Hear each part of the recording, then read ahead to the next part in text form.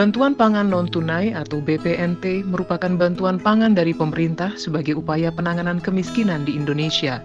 BPNT diberikan kepada keluarga penerima manfaat atau KPM setiap bulannya melalui mekanisme akun elektronik yang digunakan hanya untuk membeli bahan pangan sebesar Rp110.000 berupa beras dan atau telur di e-warung Kube PKH atau pedagang bahan pangan yang bekerja sama dengan Himbara.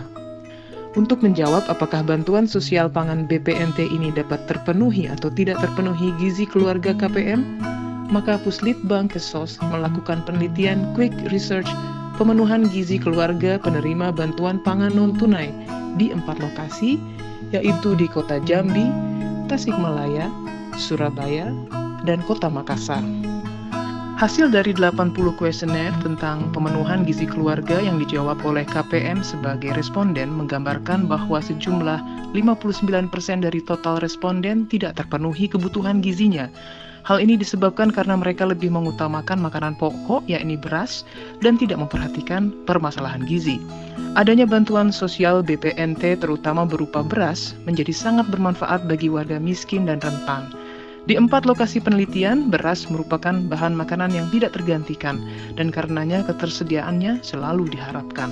Namun bantuan BPNT tidak serta-merta mengurangi beban penghasilan KPM untuk menggantikannya dengan memenuhi kebutuhan gizi lainnya. Karena faktor pendapatan atau penghasilan kepala keluarga yang sangat minim, menyebabkan daya beli mereka tetap tidak mampu memenuhi gizi keluarga yang diharapkan.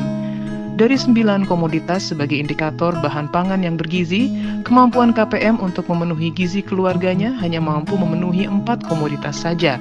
Sejumlah 41% responden sisanya yang mengatakan terpenuhi gizi keluarga menganggap bahwa jenis pangan berupa tahu, tempe, sayuran, dan buah bisa terpenuhi karena harga murah, tersedia, dan terjangkau. Rekomendasi. Program BPNT merupakan upaya membangun sistem perlindungan sosial bagi masyarakat yang dalam jangka panjang diharapkan dapat memutus mata rantai kemiskinan melalui peningkatan gizi keluarga penerimanya.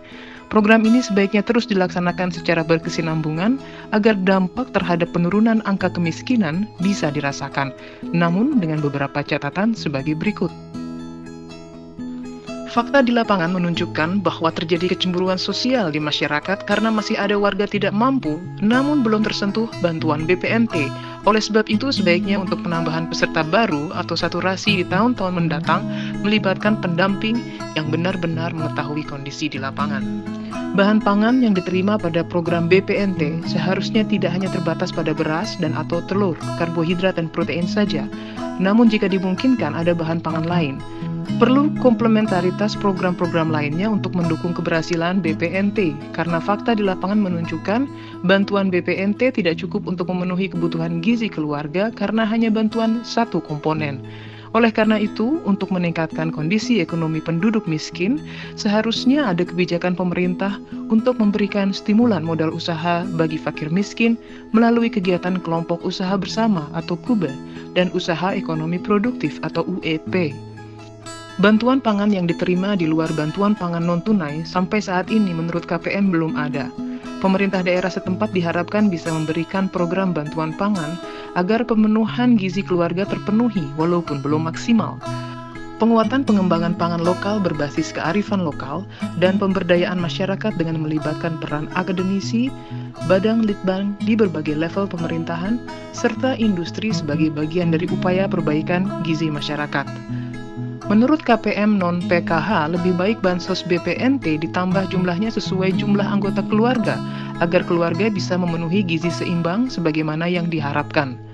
Peran pemerintah daerah dalam penanganan kemiskinan, salah satunya dengan mengeluarkan surat edaran tentang program gizi sehat bagi masyarakat miskin, sehingga ada sinergi dengan dinas-dinas lainnya, serta lembaga swadaya masyarakat yang ada seperti Dinas Perikanan, Peternakan, Dinas Pangan, Posyandu, PKK, dan lainnya.